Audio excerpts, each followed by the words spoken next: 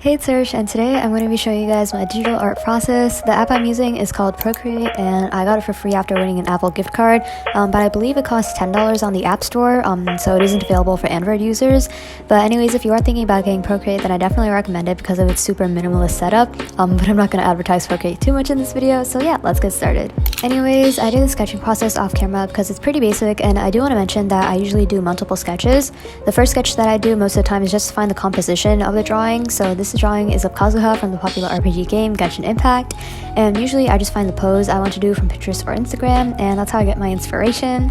The second sketch is usually a really messy draft, but this time I add in all the details like the face, the hair. The final sketch is basically just a more refined version of the second sketch, and that's pretty much all there is to it for my sketching process. So now I'm going to be talking a bit about the brushes that I use and also color palettes.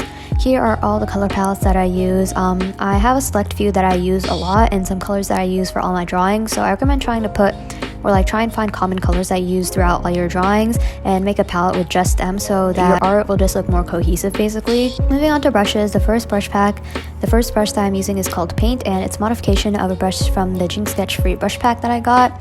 I actually modified it based on what Urban Spirit Art did, but later I made my own changes to the brush. I use the paintbrush for almost all my shading and coloring, and sometimes I also use it to color my flat base colors. It's really soft and I really like its like grainy texture. And it's also really nice and easy to blend with. The next brush that I'm using is called Soft Pen Brush. This is the brush that I made completely on my own, and I also use it for all my refined sketches / line art. If that makes any sense, like basically if there's different widths of lines, I really like that look and I find it really appealing, so that's why I really like using this brush. The next brush that I'm featuring is literally just a basic round brush that you can find in literally any art program.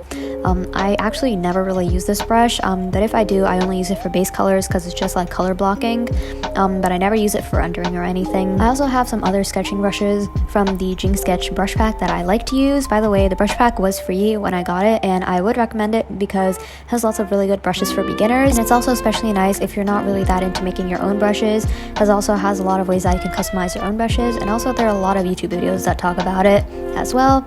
Here I'm showing some of the other brushes that I use, but the two that I use the most are the paintbrush and the soft pen brush. And now back onto the drawing. I really like changing the line art color to a soft brown tone, and then I add a lighter brown color around the face and arms, basically just places that show skin. And then I set the layer mode to multiply. Heading on to base colors, the first thing that I do is color the skin, just because it's like kind of underneath everything like the hair and the clothing, so it makes sense, and I can color over it with like the hair color or the clothing color if I color out of the lines. Another really important thing to consider before you start coloring though is the background color.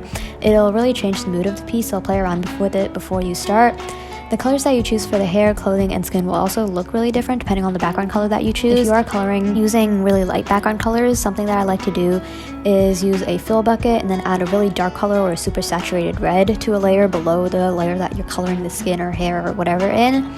And that'll make sure that when you're coloring you don't miss any spots. I know it can be a little bit irritating to the eye, so another thing that I really like to do is to use the selection tool. The selection tool is literally going to be your best friend, so just select the area that you want to color, and then that'll be the only area that you can color in. It's kind of like clipping mask or alpha lock. Another thing is if you are drawing characters from like video games or TV shows or anything, you can always use the reference tool and color pick from the character directly. After doing the base layer, the first thing that I usually do is add soft shadows using the paintbrush or any airbrush. By the way, I color and shade the skin first.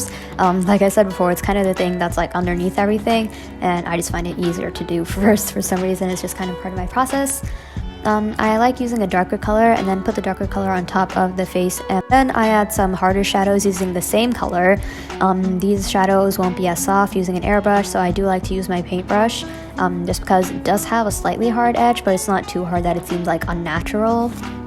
I like using purples and blues in the skin. This makes your drawing seem like less flat and more vibrant, and it's also another way to personalize your art. I personally like using purples for more of my digital art and blues for my traditional art, because that's just how I do it, I guess. So I use the purple as like an outline for the harder shadows, and then I blend it in more. It is hard to explain because I've gotten so used to my process that I don't realize what I'm doing half the time. I just usually put a bunch of colors on top of each other until it looks nice. So yeah, I hope that watching the speed paint will help you guys. I will have a full version of the speed paint at the end, starting from the coloring process, or I may also include the sketching process in there as well, I'm not sure. something I do want to mention is that it's important that when you do pick your shadow color, try and move the hue away from yellow. That is just my preference, but I like my shadows to be more cool tone, so whenever I do pick a shadow color, I move it downward from like the square. I make the color darker, and then I also move it away from yellow on the color wheel. And the next thing that I am doing is the eyes. The eyes are also something that I change almost every time that I draw. I love experimenting with color palettes and seeing what shadow colors will look nice with each other, because for each color there's different shadow colors that would look nice or more pleasing to the eye. Again, the only way I can really explain it is I basically just use blobs of color to shade here again. Again, I use the rule of moving the shadow color away from the yellow. For the white of the eye, I do like to use blues and purples and grays for the shadow because, as I said before, I like adding more colors into my art than just making it like flat. And now we move on to the hair, the most inconsistent thing in my art style yet. I seriously don't even know how I even color hair because it changes so often. For this piece, I barely shaded the hair at all because A, I knew I wanted the focus to be more on the lighting and rendering, and B, I really ever color white hair, so I don't know how too much. I just kind of added different colors like blues and purples to make the white hair less bland in a way. So I use an airbrush or the paintbrush that I mentioned before to add a darker color on the bottom of the hair. So the top of the hair is usually lighter, and this also depends on the lighting, but for this piece, the lighting was going to be coming from like the back but also kind of the top. Another thing that I like doing is after I finish coloring the hair, I usually take a clipping mask layer, I put it over the hair layer, and then I try blending some of the skin color into the hair. For this drawing, I didn't have to do much because, like I said, the hair color was already super similar to the skin color with it being white and all. But if there is like a big difference, if you blend in the skin color to the hair color, then that'll make it look a lot more soft and kind of even in a way. So yeah.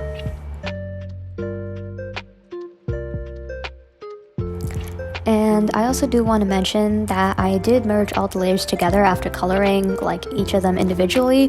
This is because then I could use clipping masks for the lighting layers, so it would just be easier for me. Also, this is something that I generally do before I render, but you'll see why I didn't render later on in the video. And now we get on to the fun part, which is the lighting. I like playing around with the lighting a lot, so I'll just explain what I did for this specific drawing because I do something different for every drawing that I do. I love adding and creating filters based on layer modes, and it's pretty much really fun for me. It's probably one of the best parts of drawing. The first thing that I did was make an overlay layer, and I added a bunch of yellow hues and tones to it. I wanted the color scheme to be very warm and like kind of yellowy and nice. So I decided to do yellow lighting for the majority of this piece. I knew I wanted the lighting to be kind of backlit so that Kazuha would be darker because he's facing away from the lighting, if that makes any sense. Anyways, the next thing that I did was create another lighting layer, and the setting for this was add, it's very similar to the color dodge setting, but I like using this more than the color dodge because it retains more of the color and saturation in my opinion. So I messed around with that again, and I also used yellow for this lighting layer, and I also lowered the opacity to make sure I wasn't going overboard. Anyways, after this, I switched between the overlay layer and the add layer, and I started shading some blue in. I know I said I wanted the color scheme to be kind of warm, but I feel like if it didn't have any contrast, then it would basically be very boring and not pleasing to the eye. So I did use cooler tones for a lot of the shadow areas, and yeah.